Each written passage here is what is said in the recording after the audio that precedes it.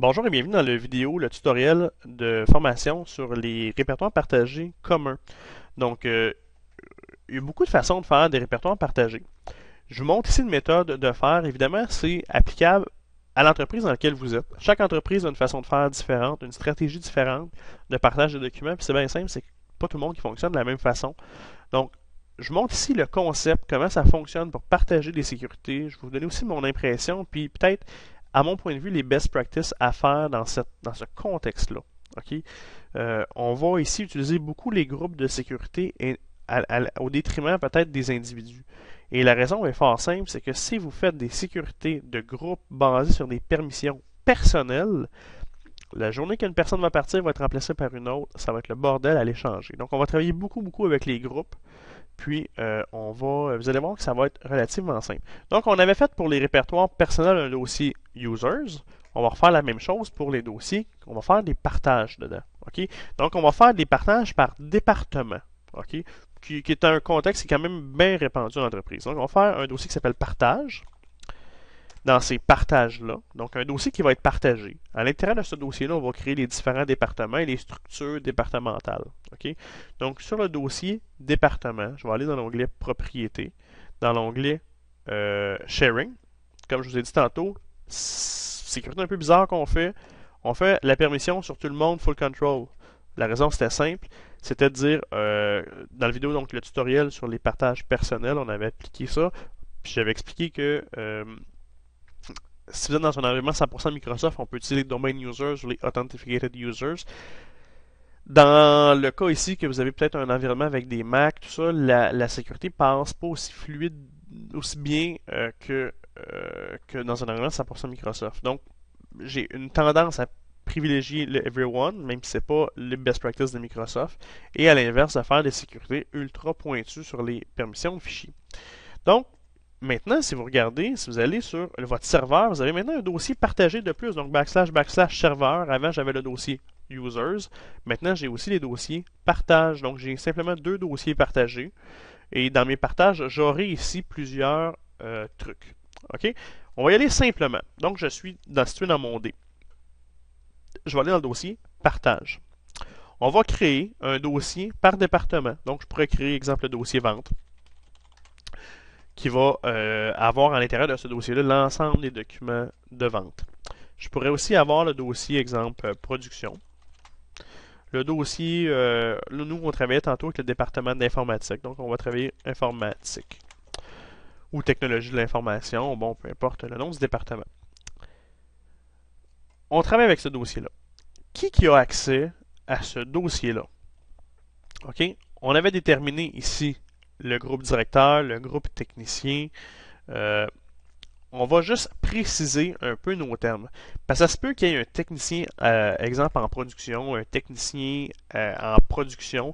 Donc, on va dire, attends un peu, les directeurs TI. Puis je vais aller changer aussi le nom. Attendez un instant. Je vais refaire mes groupes. OK? On va y aller plus précisément.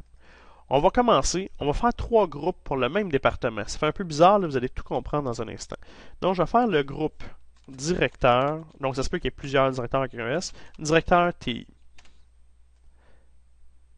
Non, attendez, excusez, là, je vais refaire même d'autres choses encore plus précis que ça. Je vais faire un nouveau groupe. Je vais l'appeler GR underscore. Pourquoi GR? Vous allez voir tantôt qu'on va faire des recherches d'utilisateurs. Quand on va voir le nom groupe, GR devant, ça va nous allumer que c'est un groupe. Donc GR TI underscore directeur. OK? Ce nom-là, à mon point de vue, est beaucoup plus réaliste que ce que j'écris avant. Donc GR TI directeur, on sait que c'est clair, c'est le groupe des TI directeurs.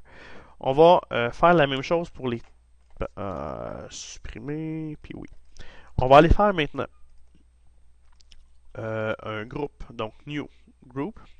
On va faire GR TI, on est toujours en TI, puis c'est les techniciens. À l'intérieur, et ouais. Donc, le groupe des directeurs qu'on avait dit dans les premières vidéos, on avait dit que c'était Jocelyn Perrault qui était directeur. Dans les groupes techniciens, on avait dit qu'on avait comme technicien, on avait Alexandre, on avait Daniel, puis on avait Mathieu Paré. Donc vous voyez, je fais juste écrire MPA parce que le user c'était Mathieu Paré. Je peux faire OK ou check name, ça va faire Mathieu Paré et ça va valider notre entrée. OK. Fait que là, mon groupe directeur, on sait que j'ai mon directeur DTI à l'intérieur. Mon groupe technicien, je sais que j'ai mes techniciens. Et regardez bien ce que je vais faire en plus. Je vais faire un groupe qui va s'appeler informatique. Donc, nouveau groupe que j'appelle GR underscore informatique. Donc, si on comprend bien, j'ai créé mes users, j'ai créé mes groupes. J'ai des techniciens, j'ai des directeurs et j'ai un groupe qui est informatique. Qui je vais avoir à l'intérieur du groupe informatique? Je vais venir mettre, donc regardez, je vais faire une recherche de GR underscore et je vais venir mettre mes directeurs et je vais venir mettre à l'intérieur mes techniciens. Donc, une stratégie qui est faite en cascade. On voit maintenant que mon groupe informatique a mes directeurs et mes techniciens. OK, ça fait bien du sens. Fait que quand je vais vouloir appliquer une sécurité tantôt, je vais juste dire, regarde, applique-moi ça au groupe informatique. Ça veut dire tout le monde, dans le fond. Ça veut dire mes directeurs, mes techniciens, ça veut dire tout le monde que j'ai à l'intérieur de mon département. Si je veux appliquer, exemple, une sécurité tantôt sur un dossier juste pour mes directeurs, ben, je vais juste mettre le groupe directeur. Demain matin, on embauche un deuxième directeur ou un directeur adjoint, par exemple, dans mon département d'informatique. Ce que j'ai à faire, ben, c'est de créer un nouveau... bon, regardez, on va ajouter un directeur adjoint. Je vais créer un nouveau user. Donc, nouveau user. Je l'appelle Claude Lessard. OK, lui, il est directeur adjoint, donc c'est Lessard. Suivant, je vais lui donner son mot de passe temporaire. Suivant, terminé. En ce moment, avec Claude Lessard, il n'y a aucune sécurité dans mes fichiers.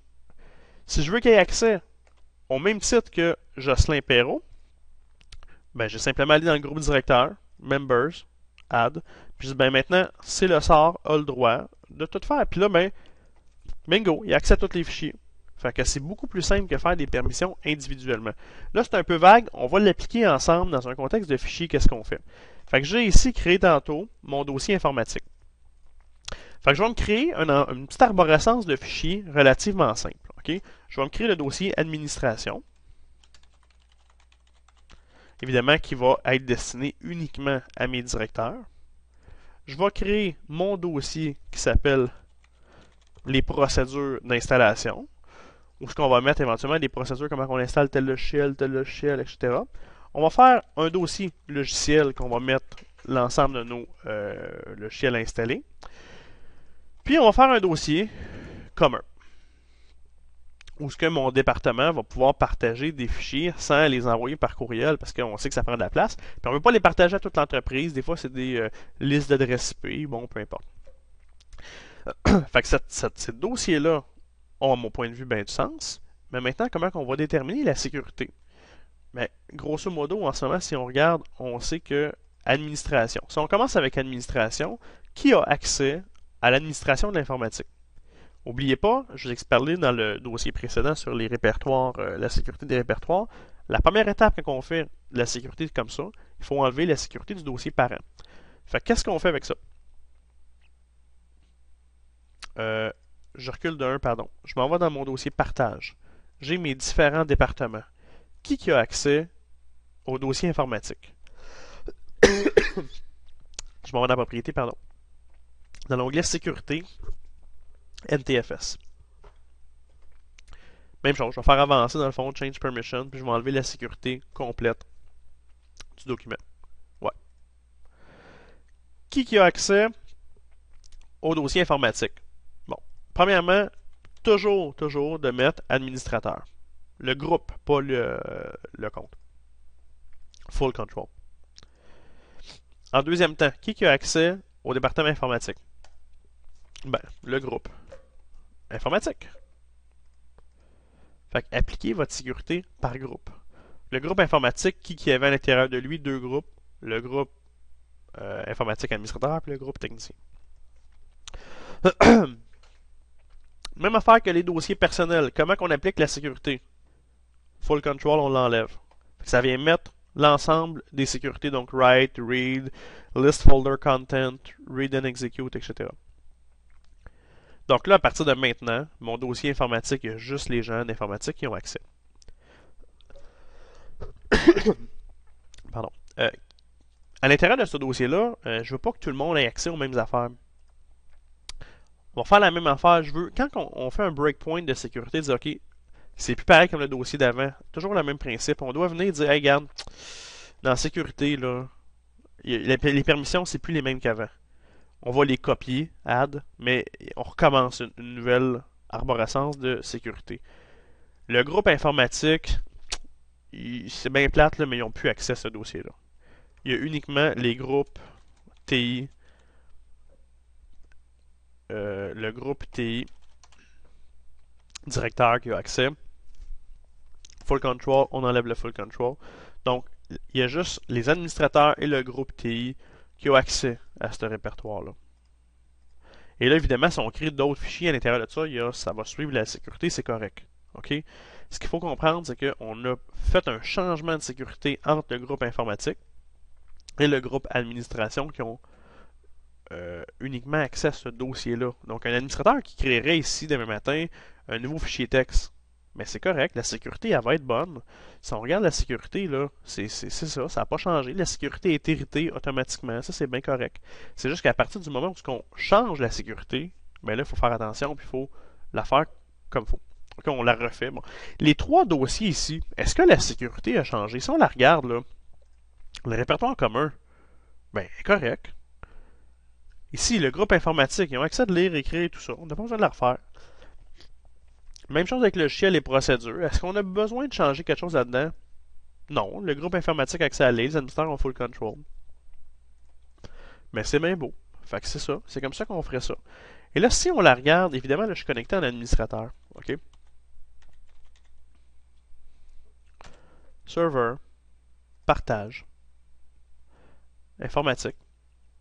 Mais Colin, ce qui est intéressant là-dedans, c'est qu'on pourrait créer une lettre, une espèce de dossier partagé, que uniquement les gens d'informatique auraient accès directement à ce dossier-là. Comment qu'on fait ça maintenant, un script pour que les gens aient directement accès? En fait, le chemin d'accès qu'on veut donner, c'est celui-là ici, qu'on connecte une lettre par défaut. Sauf qu'on ne pourra pas ici dire, regarde, Alexandre Gravel, dans l'onglet profil, il y a déjà une lettre connectée. On ne peut pas y en connecter une deuxième. Ce choix-là n'existe pas. Fait que ce qu'il faut faire, ça va être bien simple. On va aller ici dans notre computer, // serveur. Il y a un dossier qui s'appelle netlogon. On va aller créer ici un nouveau fichier texte qu'on va appeler script ti.bat. Là, je pense que par défaut, mes extensions sont masquées. Ok, regardez bien ce qu'on va faire. On va le supprimer, ce dossier-là. Je vais aller ouvrir notre pad. Fichier enregistré sous. Je vais le mettre sur le bureau. Je vais l'appeler parce que vous voyez, c'est un fichier TXT. On va l'appeler script TI ou informatique.bat. Okay. Là, il devrait techniquement être sur mon bureau. Il est ici. La syntaxe est la suivante. La syntaxe est simple. Si on utilise cette syntaxe-là, c'est simplement netuse P2 points avec le chemin d'accès. Là, ce qu'on vient de dire, c'est connecte un lecteur réseau, connecte un lecteur par le réseau P2 points sur le chemin suivant. Si quelqu'un qui n'a pas la permission d'y aller, ça ne marchera pas. Fait qu'il faut absolument que la personne soit dans le bon groupe. Donc, quelqu'un qui n'est pas dans le département TI, même s'il essaierait d'exécuter ce script-là, ben, il ne pourra pas arriver au répertoire, il n'y a pas accès. Fait que je ferme ça, je fais save.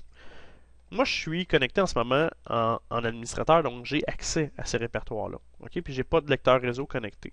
Si je double-clique sur ce script-là qu'on vient de créer, puis je connecte ici, vous allez voir que j'ai maintenant un P qui est connecté pour le dossier informatique. Puis, regarde, j'ai accès à l'administrateur commun, le logiciel, procédure. Et seuls les administrateurs et les directeurs des TI auront accès à ce dossier-là. Et comme moi, je suis du groupe administrateur parce que j'étais administrateur ici, j'ai accès. Fait qu'un technicien qui se connecterait verrait ça ici. Là, vous allez me dire, ouais, mais là, ce script-là, comment on fait pour l'exécuter par défaut? Très simple. Ce que je vais faire, je vais juste faire un cut ici. En fait, un copy. Je pourrais juste le copier même. Et je vais aller le mettre dans le dossier netlogon. Netlogon, c'est le dossier où les scripts de connexion sont là par défaut. Deux méthodes maintenant. On peut soit le mettre avec les GPO ou on peut utiliser l'ancienne stratégie. OK? Euh, je parlerai des GPO quand on fera la vidéo sur les GPO, mais présentement, je vais vous montrer comment on le fait. Il s'appelle script au singulier underscore ti.bat. OK?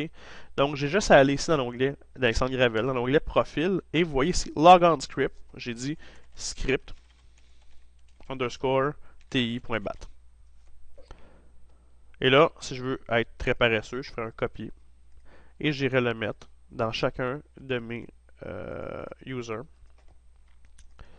Puis automatiquement, quand il va se connecter, il va aller voir dans le netlogon, il va aller chercher le fichier script.bat et il va l'exécuter, puis il va le fermer automatiquement.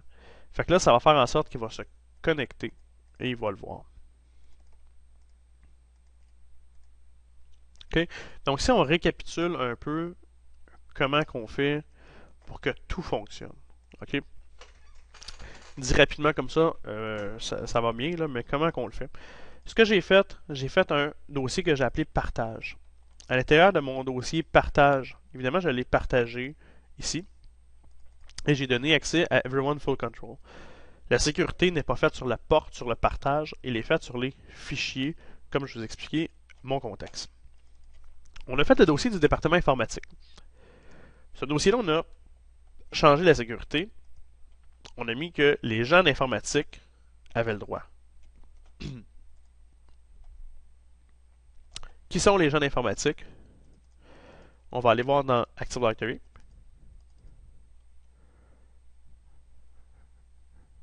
Quand il va arriver.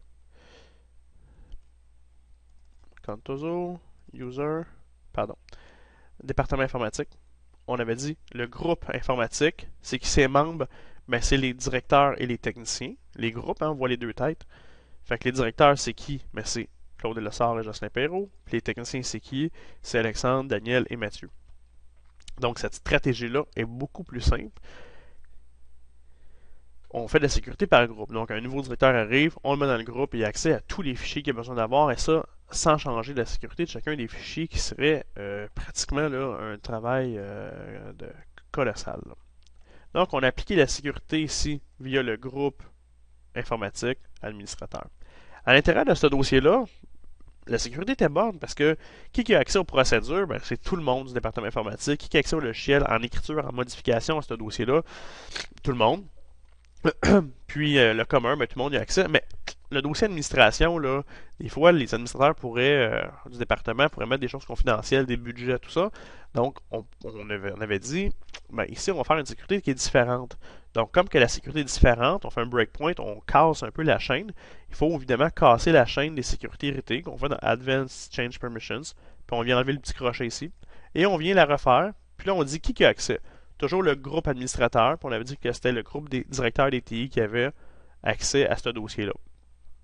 Tout simplement. Et maintenant, si j'étais technicien, je me connectais avec le script netlogon qu'on a fait et qu'on a mis dans le dossier, serveur, netlogon, on avait écrit script.bat.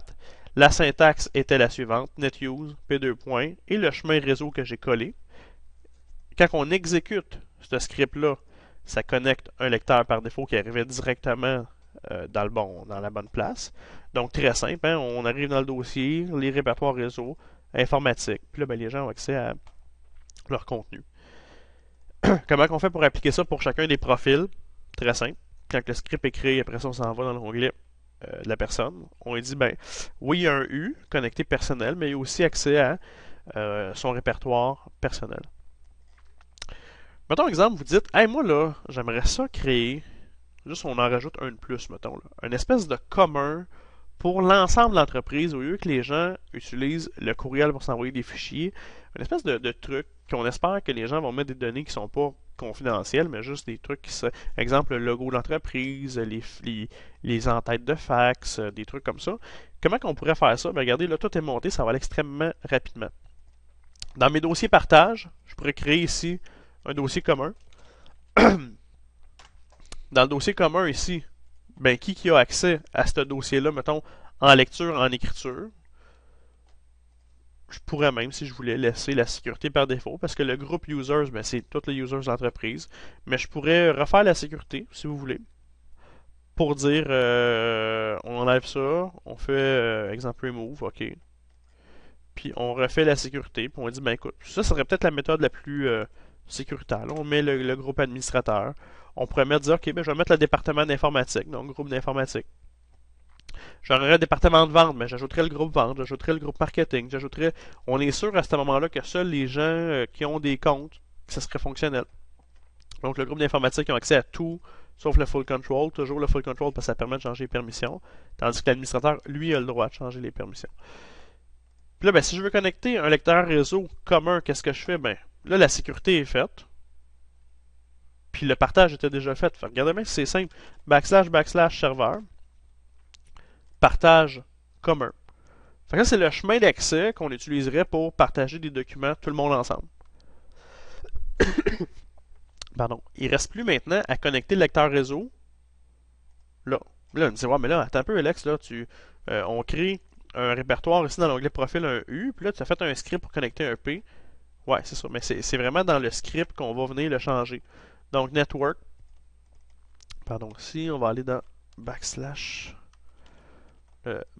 mon serveur. On va aller dans le netlogon. Puis là, ben, dans chacun des scripts des départements, on va venir rentrer une nouvelle ligne, netuse, K2 points, pour le commun. Maintenant, vous choisissez la lettre que vous voulez. Puis là, ben, je vais juste coller ici mon chemin d'accès. Donc, le script des TI, qu'est-ce que j'ai dedans? Ben, j'ai un P qui est connecté au répertoire personnel de l'informatique. Puis, je vais avoir maintenant un K qui va être connecté, qui va connecter au commun d'entreprise. Fait que je fais sauvegarder. Si je l'exécute, puis je vais voir dans mon computer, ben, j'ai maintenant deux connexions, deux lettres réseau, soit le P qui est informatique, puis j'ai commun d'entreprise. Fait qu'on pourrait dire aux gens, là, les gens vont s'habituer tranquillement à utiliser le commun puis le répertoire de partage pour le département, donc l'informatique. Fait qu'on pourrait donc déterminer selon la sécurité et les partages, cette méthode-là. Je vous le dis, cette méthode, cette stratégie d'organisation des fichiers-là est la stratégie peut-être la plus simple, la plus facile à mettre en application, mais tout ça passe aussi par le fait de la pratique. Et de faire des tests, de copier des fichiers, de voir si la sécurité est bonne. Il y a beaucoup de choses à faire. Il faut que les dossiers soient partagés en premier. Il faut que la sécurité soit appliquée par répertoire. Puis après ça, ben, dans les sous-répertoires, vous appliquez la sécurité comme vous voulez. Mais je vous conseille fortement et vivement d'utiliser des groupes de sécurité versus les personnes, parce que sinon, il faut avoir affaire individuellement pour chacun. Donc, un usager part, arrive, il faut gérer la sécurité, ce qui est fastidieux. Donc, sécurité sur des répertoires partagés, donc des répertoires de groupes, travaillez-les avec des groupes de sécurité. Tandis qu'à l'inverse, à l'instar de les répertoires personnels comme les users, mais ça, vous faites de la sécurité personnelle. Quand c'est des partages, vous faites de la sécurité de groupe. Donc, ici, informatique, on avait déterminé administration, le groupe administrateur, directeur des TI qui avait accès à ces choses. Donc, j'espère que vous avez compris. Je vous invite peut-être même à réécouter la vidéo parce que c'est particulièrement complexe. Il y a beaucoup de choses dans cette vidéo-là. Et c'est possiblement un des vidéos sur Windows 2008 les plus complexes. Et quand vous allez avoir compris le concept, après, vous allez voir que c'est super intéressant. Vous allez pouvoir appliquer ça, transposer ça dans la réalité de votre entreprise, qui est, j'imagine, peut-être pas à 100% identique à ce que je vous ai présenté, mais du moins, c'est le même principe toujours, et c'est souvent la méthode la plus simple là, par expérience de travailler. Donc, je vous remercie beaucoup. Passez une bonne journée.